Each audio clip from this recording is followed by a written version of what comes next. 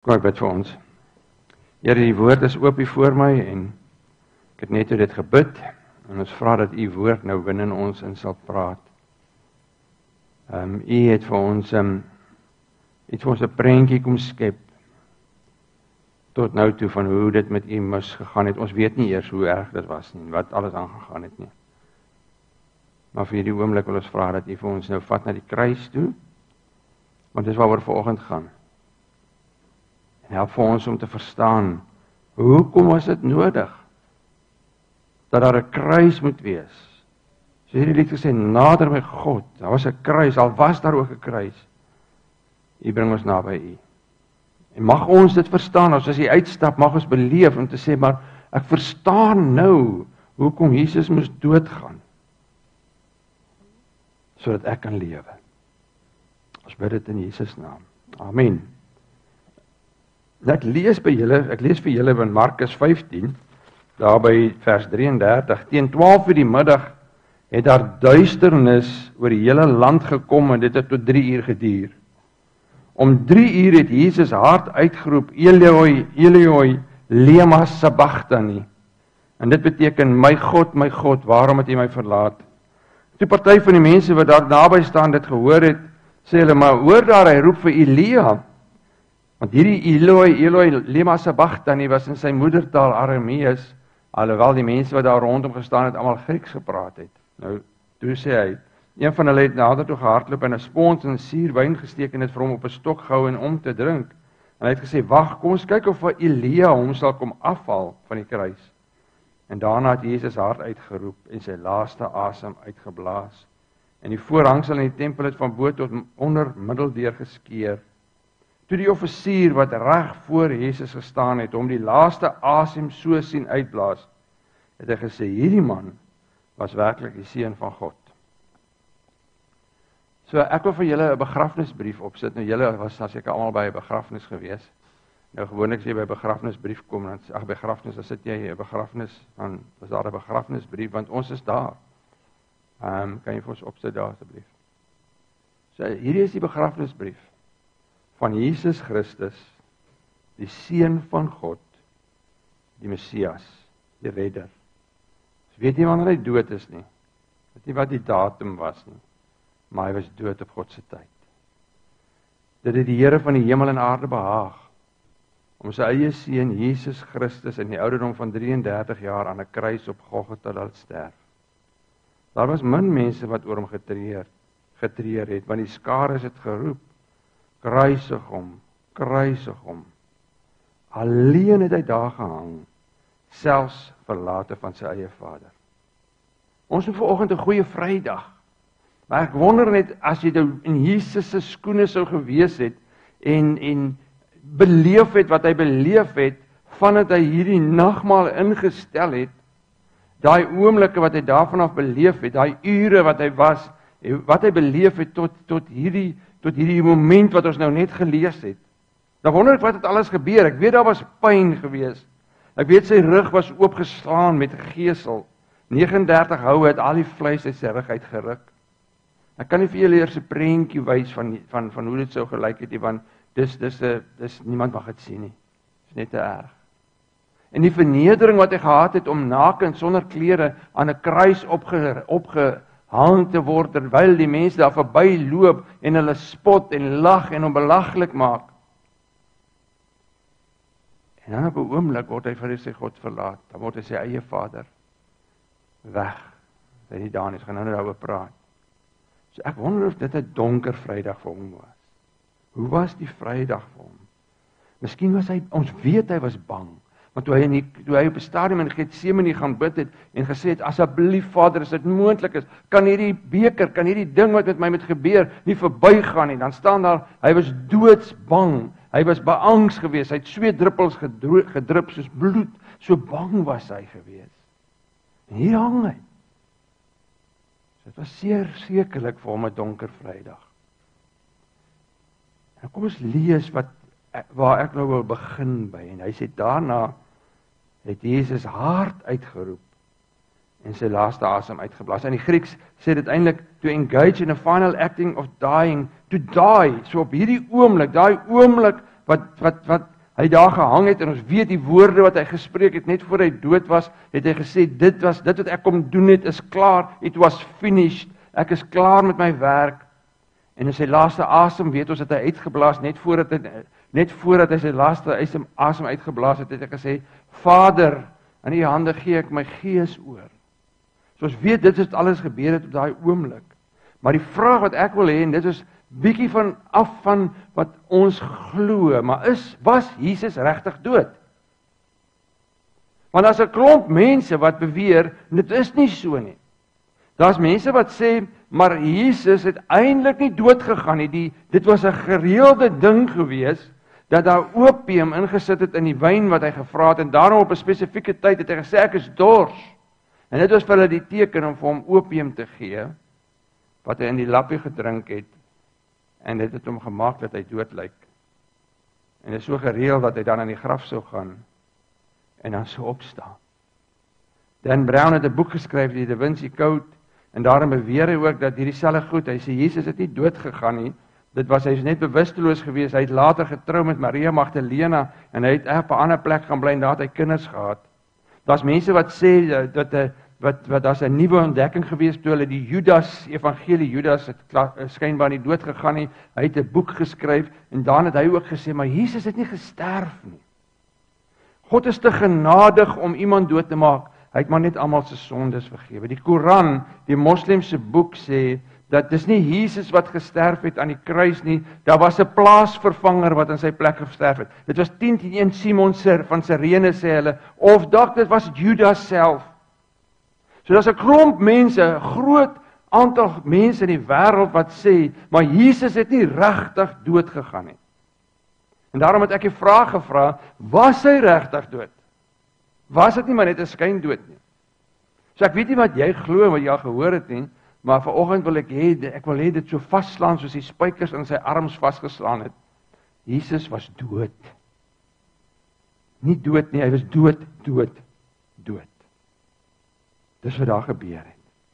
En waarom is dit so belangrik dat hy moes dood wees? En nie 'n skyndood, nie 'n gereelde dood, dat dit lyk asof hy dood was nie. Ek wil julle terugvat, so eentjie heeltemal terugvat in die geskiedenis in, heeltemal aan die begin, en julle ken die storie van die begin, maar God het die mense gemaak na sy beeld, en hy het vir hulle gesê, ek wil graag by julle kuier, en ons weet dat God baie keer by hulle gaan kuier, ons weet nie hoeveel eeue het gebeur, voordat hulle gesondig het nie.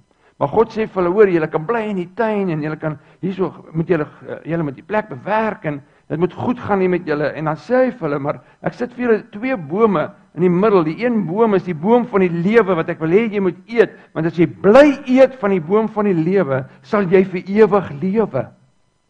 Maar ek sit ook daar 'n boom om jou te toets, die boom van die kennis van goed en kwaad, ek noem dit die boom van die dood, want hy sê, as jy eet van die boom van die kennis van goed en kwaad, sal jy doodgaan.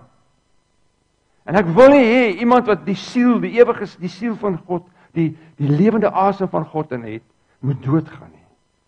En dan weet ons, een of ander tyd, ons weet nie hoe lank nie, kom hulle voor hierdie boom, en dan kies hulle, om 'n kontrak te sluit, met die dood, en met die sonde, en met die hel, en met die duiwel. En dit het die lewe uit hulle gevat. Die lewe wat God vir hulle bedoel het. En hulle het daardeur eintlik as te ware vol mag vir die duiwel gegee, want hulle het die heerskappy gehad. God het vir hulle gesê, ek gee vir julle hierdie plek om te leef, ek gee vir julle die heerskappy, en hulle het dit oorgegee. En daarom moes daar iemand terugkom, wat dit moes kom terugvat het. Maar dit beteken daai iemand sou sondeloos moes wees, so Satan sou geen houvas op hom kan hê nie, daar sal iemand sal hom kan aankla en sê, maar hoor jy, hy het dit verkeerd gedoen, of hy het dat verkeerd gedoen nie, en dan moes hy sterwe, sodat hy die mag kon terugvat. Hoor wat staan in Hebreërs, aangesien hierdie kinders, dan praat hy van ons, hierdie kinders mense van vlees en bloed is, het hy ook net soos hulle mens geword. En dit het hy gedoen om deur sy dood, hy's dood, die een wat die mag het oor die dood, Dis die duiwel, so die mag het hy gekry. Waar het hy die mag gekry? Hy het die mag by Adam en Eva gekry, want hy het dit nie van nature gehad nie. God het vir hulle die mag gegee. Want hulle het die mag gehad oor lewe en dood. As hulle eet van die boom van die lewe, dan lewe hulle. As hulle eet van die boom van kennis van goed en kwaad, is hulle dood. Dit het hy gedoen om deur sy dood, die een wat mag het oor die dood, dis die duiwel, te vernietig.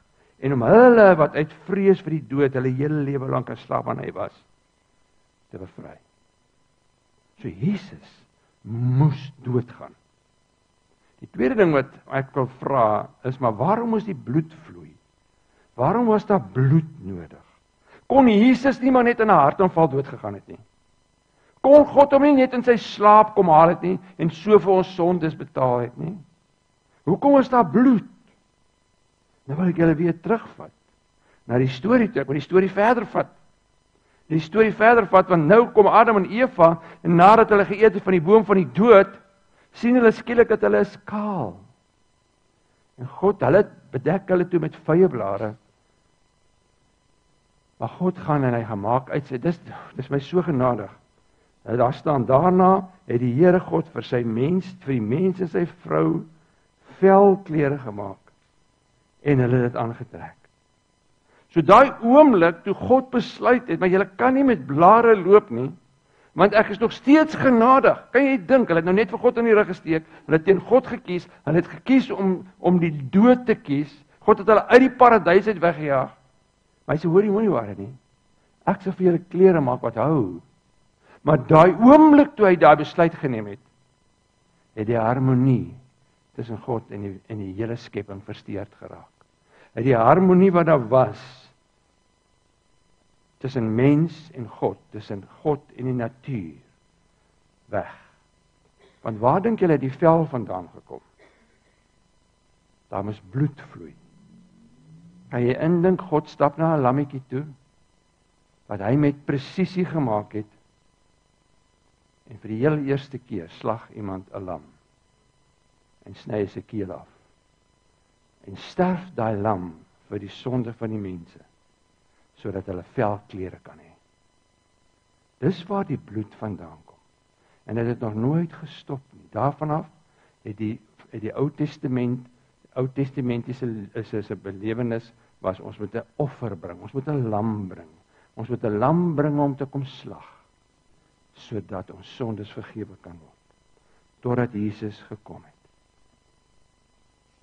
Nou nie lank, nadat hulle velklere begin dra het, paar jaar later, 30 jaar, 20 jaar later, het hulle kinders Kain en Abel, gaan na 'n plek toe wat ergens seker maar hulle pa vir hulle gewys het en gesê het, maar hier moet julle kom en julle moet hier voor God kom jammer sê vir julle sondes. God het seker vir hulle daai reël gegee, en op 'n stadium kom Abel en Kain daar aan, en Kain bring sommer van sy graan wat hy geoes het, en Abel besluit maar die enigste manier hoe jy sonde kan bely en hoe God jou sondes kan vergewe, is daar met bloed vloei.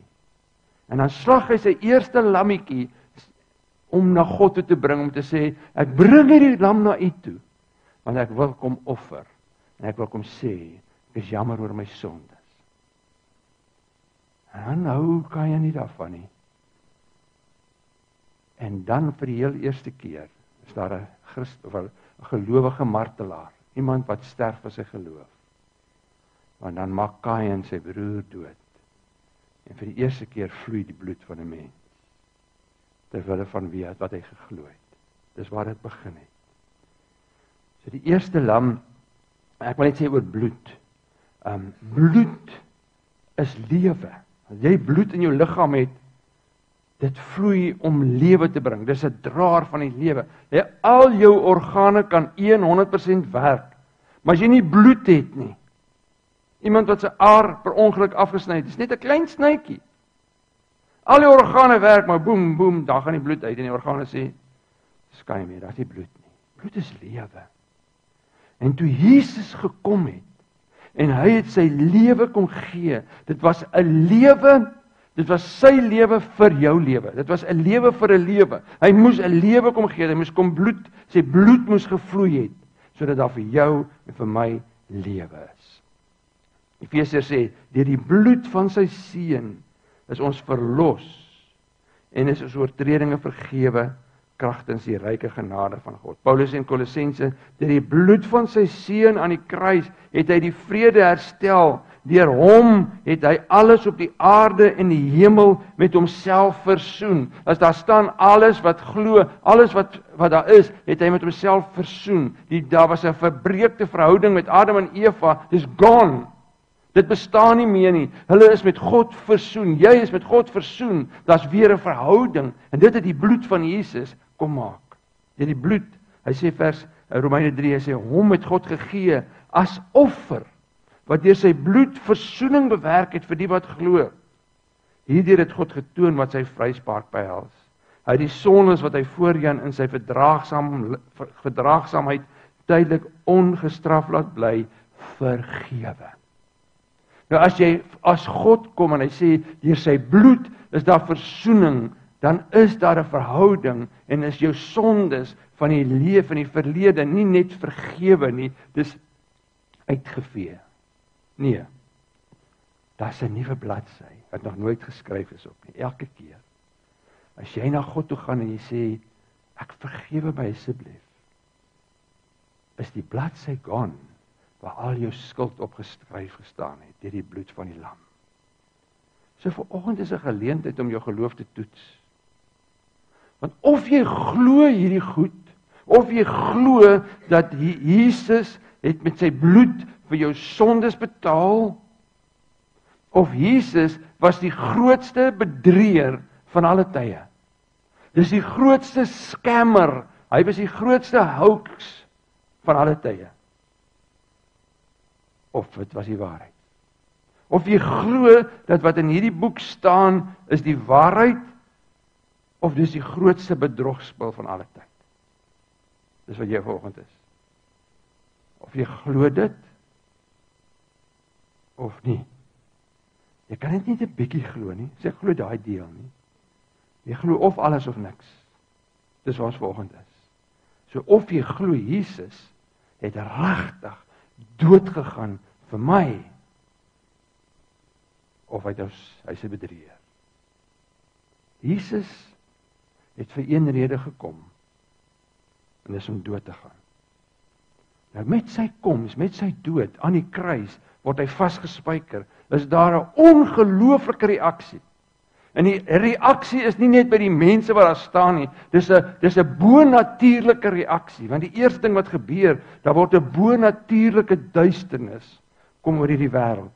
Markus 15 vers 33 sê hy, teen 12 in die middag, het daar 'n duisternis oor die hele land gekom, en het tot 3 uur geduur.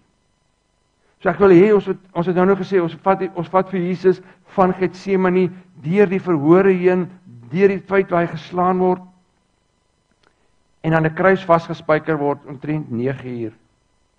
Net so na 9, word hy vasgeslaan deur spykers in sy hand.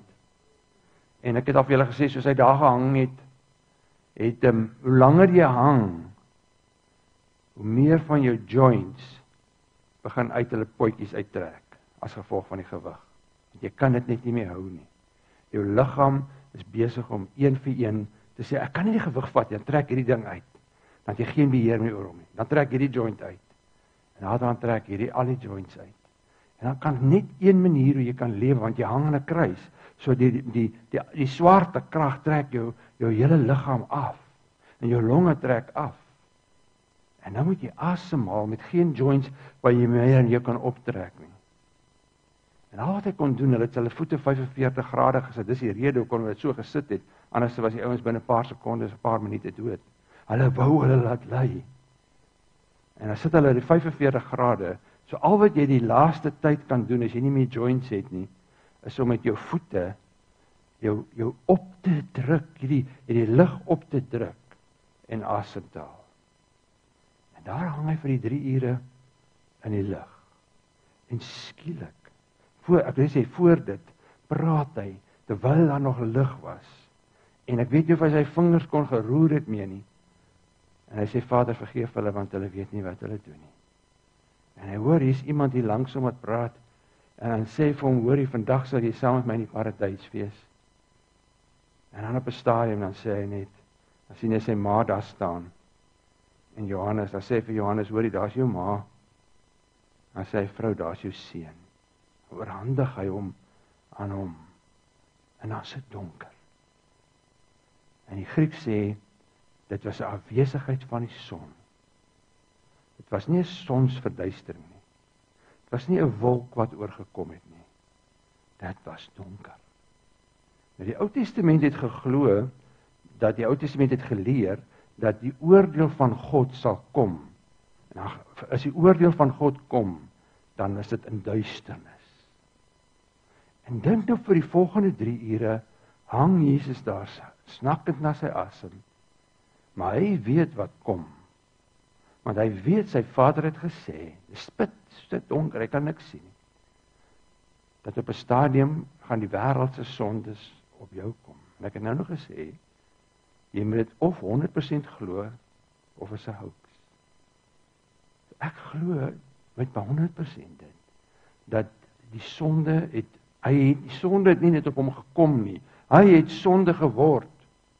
En daai duisternisse oomblik, daai oomblikke wat hy daar hang, wat 'n angs was daar, te weet, want hy was bang, ons weet dit, hy was bang, hy het gesê, ek is bang vir dit wat voor lê, want hy het geweet wat kom, en elke minuut, weet hy, dit kom nader. En wat kom nader? Die volgende ding, wat is die reaksie van God? Hy is deur God verlaat. Om 3 uur het Jesus hard uitgeroep, Elioi, Elioi, lema sabachthani, en dit het beteken, my God, waarom het U my verlaat? Dit is vir my 'n onverstaanbare werklikheid. Waarom kon God, hoe dit gebeur, want Jesus self is ook God. Kan jy jou indink, ek wil sê die verskeuring, dit wat gebeur het in die Godheid. Dat vir daai oomblik, ek weet nie hoe lank was dit nie, toe Jesus in hy donkerte hang, en hy voel net so verlate. My God, waarom het U my verlaat? Daai oomblik het die sonde op hom gekom. Daai oomblik het Jesus beleef wat is hel. Want hel beteken net dit. Hel beteken die afwesigheid van God. Nou God is alomteenwoordig, so hy kan nie teenwoordig wees in die hel nie, as hy afwesig. Maar al wat gebeur, is God se gesig is nie daar nie. Sy rug is na hulle gedraai. En ek sien Jesus aan die kruis hang. En Jesus is as ware so Vader net sê, jy kan nie my gesig sien nie. Want ek kan nie in sonde en vaskyk nie. Dis wat hel is. God, jy sien God, maar jy kan nie met hom praat nie. Nooit weer sal jy kom sy aangesig soek nie. Nooit weer sal mense van sê, God, asseblief help my. Ons weet van die storie wat hy vertel het, met mense sê, gee net vir my water asseblief. En hy sê, ons kan nooit weer by jou uitkom nie. En dis wat daai oomblik gebeur het, en dis hoekom Jesus geweet het. Hier is 'n verskriklike moment. En dan 'n derde ding wat gebeur, is dat hy sê die voorhangsel het geskeur. En daarna het Jesus hard uitgeroep en sy laaste asem uitgeblaas. En die voorhangsel in die tempel het van bo tot onder middelleer geskeur. Ek wil net sommer 'n papier hierso vat, net vir julle demonstreer. Want onthou nou daai tempel se gordyn was baie swaar en baie dik. Nou ek moet miskien net sê die rede hoekom daar 'n voorhangsel was, as jy dink aan die tempel waar hulle die Jode nou vir God kom aanbid het in die tyd en daar waar Jesus ook gekom het, was nie bedoel vir enige mens nie. Eenmal 'n jaar dan kon die hoëpriester die gordyn oopmaak, soos daai gordyn amper, maar ons doen dit elke Sondag, so daar gaan bid, maar dan maak hy die gordyn oop, dan maak hulle 'n tou aan sy voet vas, want as hy daar sou doodgaan, kon niemand ingaan om hom te gaan haal nie, dan moet hom uittrek. As hy daar kan iets geraak het wat hy nie moes geraak het nie. En hulle het geglo, daar woon God. Dis die heiligdom, die allerheiligdom, terwyl ons weet God bly oral. Maar die Jode het geglo, God bly daar. En hy mag net eenmal 'n jaar deur een persoon besoek word. En dan sou hulle gesê het, hulle het 'n bok geslag, en dan het hulle gesê, al die sondes se volk, aan die volk se sondes is op hierdie bok, en daai sonnebok is daar in die woestyn ingestuur, en dan het hy dood gegaan as gevolg van die mense se sondes. Dis wat hulle geglo het. So die voorhangsel was 'n dik gordyn. Niemand kan van bo af hom skeer nie. Ook nie van onder af, want hy kan hom seker net van onder af geskeer. Dis wat fisies gebeur het. Hy is van bo af so geskeer. En skielik is God toeganklik vir die wêreld. Dis die reaksie wat gebeur het. Want daai dag het God die Joodse aanbiddingstyl kom verander. En het God geword 'n toeganklike God. Hoor hierso, Hebreërs 10 sê, broers, susters, ons het nou deur die bloed van Jesus, deur vrye toegang tot die heiligdom. Ons kan nou vrylik na God gaan. Dis 'n weg wat nuut is en na die nuwe lewe lei. Hierdie weg is vir ons gebaan deur die voorhangsel, dis deur sy liggaam. So geen mens kan ooit sê God is ontoeganklik nie. Deur die feit dat dit geskeur is, het God die offers alles gekanselleer en die Jode het dit nie geglo nie en vir 70 jaar het hulle nog aangegaan en God het net gesê dan eindig ek alles en hy het die tempel weggevee. En nog nooit weer was daar 'n tempel nie. Daar staan vandag 'n moskee op dat. En dis waar al die oorlog vandag, laasweek was daar weer geweldige geweld, want die mense wil kom by hulle tempel uit, maar kan nooit weer by hom uitkom nie. En nooit weer is daar geoffer na daai dag nie. So God het gekom en 'n hele nuwe stelsel kom bring.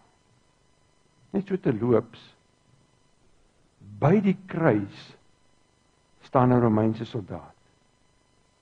En al wat hy moes doen daai dag, daai oggend het hy opgestaan en die baas het gesê, hey, jy moet daar gaan staan. Wat moet ek doen? Jy moet net kyk dat hulle nie daar ou steel nie. Stel net daar. Daar het hy gestaan. En al het dit goed gebeur om hom, en skielik se donker en hy wonder wat is dit nou so donker? Nou ek weet nie as jy 3 ure in die donker staan nie. As jy 3 minute gestaan het, sou jy gesê het, wel eintlik in Suid-Afrika, hulle het verstaan van, dis load shedding gewees. Wow. En jy dit dink. Ja, 3 ure staan hy net daar. En hy wonder wat gaan nou aan. En nou hoor hy hierdie man sê, Eloi, Eloi, lema sabachthani. En hy hoor hy sê, dis tetelestai. Dis klaar. En dan sê Vader in my hand, gee ek die Gees oor. En dan staan daar in aanvang van die ander evangelies, die aarde het geskit. En dan is hierdie man se reaksie, toe die offisier wat reg voor Jesus gestaan het, om die laaste asem so sien uitblaas, het hy gesê, hierdie man, is die eerste persoon wat dit verklaar, was werklik die seun van God. Toe wonder ek, is dit die eerste persoon na Jesus se dood wat tot bekering gekom het? Ons weet die laaste persoon voor Jesus se dood wat tot bekering gekom het, was die man wat aan die kruis gehang het. Maar hier is hierdie offisier, en die omgewing het hom so geraak, dat sy getuienis borrel by sy mond uit, en hy het nie eers beheer daaroor nie, hierdie man is werklik die seun van God. En ek hoop hy daarna vir God gedien, vir Jesus gedien. Maar dit is nie so belangrik, wat almal se reaksie was nie. Het is meer belangrik, wat is jou reaksie? Wat is jou reaksie op? Paulus skryf in Romeine, hy sê, ons weet tog, dat die sondige mens wat ons was, saam met Christus gekruisig is, sodat ons sondige bestaan beëindig kon word. Ons is dis nie langer slawe van die sonde nie. Vers 11 sê, julle moet dus altyd onthou, hier kom die woordjie dood weer, dat julle ook dood is vir die sonde. So die impak daarvan, die woord wat hy eintlik hier gebruik, die Engels sê dit mooi, hy sê, in the same way, count yourself dead to sin, but alive to God. Hy woordjie count, is die woordjie wat logisomai, wat beteken om logies, dis waar die woordjie logies te dink.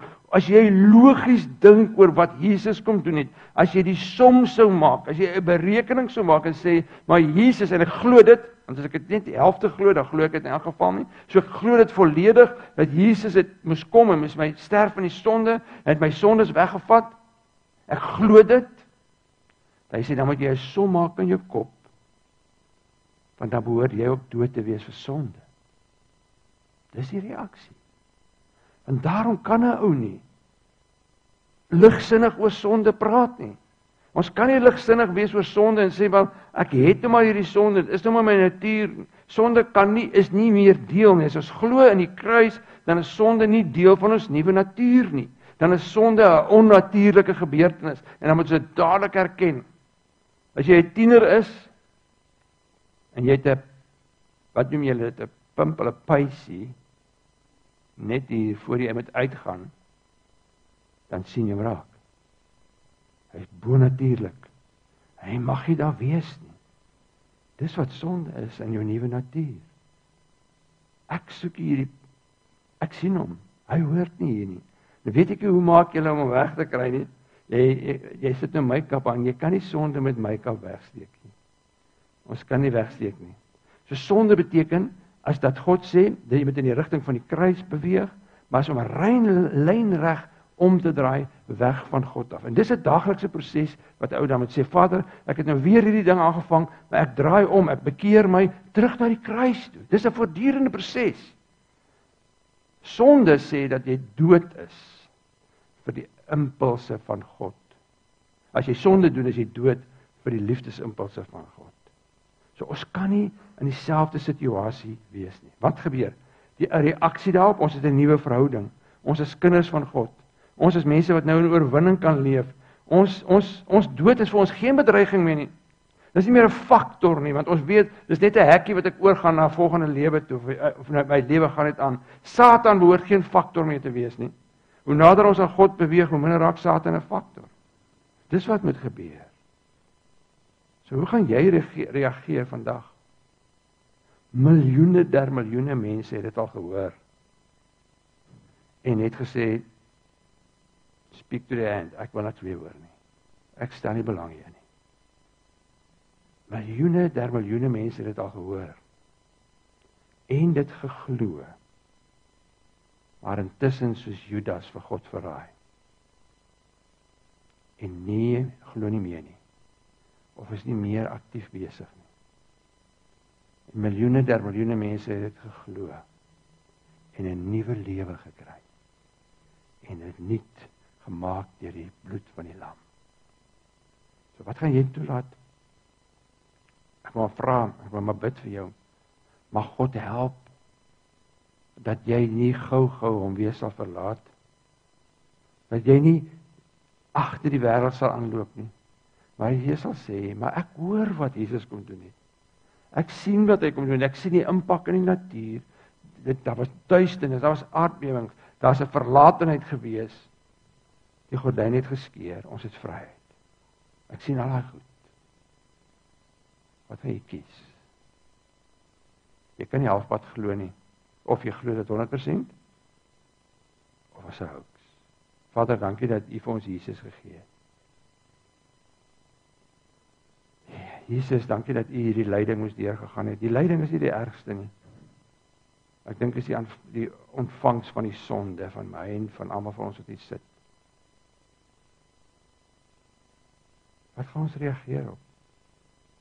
Ons glo of dit 100% of dit is 'n hoax.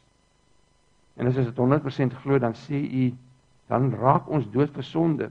En dit beteken dat dood eenvoudig, ek daagliks veg teen sonde, beteken nie dis weg nie. Maar dat ek daagliks na U toe kom en sê, Here, vergewe my sondes, en U sê is reg. Want U is in die besigheid van vergifnis. Maar hy is ook in die besigheid deur die Heilige Gees om te sê, ek bou jou op om heilig te wees. Ek verander jou daagliks om in die beeld van Jesus te word, gelyk te word. So mag ons op by U kom sit en sê, Here, hier is die ding waarmee ek sukkel, ek lê dit af, help my Heilige Gees om te groei en nader aan Jesus te wees. Dis mense wat regtig sukkel met goed, Vader. Vandag wil ek vra dat U sal help om dit af te lê. En as iemand sit, Vader, wat nog nooit regtig dit geglo het nie, wat dalk vir die eerste keer dit op hierdie manier hoor, dat hy of sy sal sê, ek glo. En as hulle dit gedoen het, dan op hierdie oomblik, dan vind daar 'n wedergeboorte plaas. En as daar 'n nuwe lewe.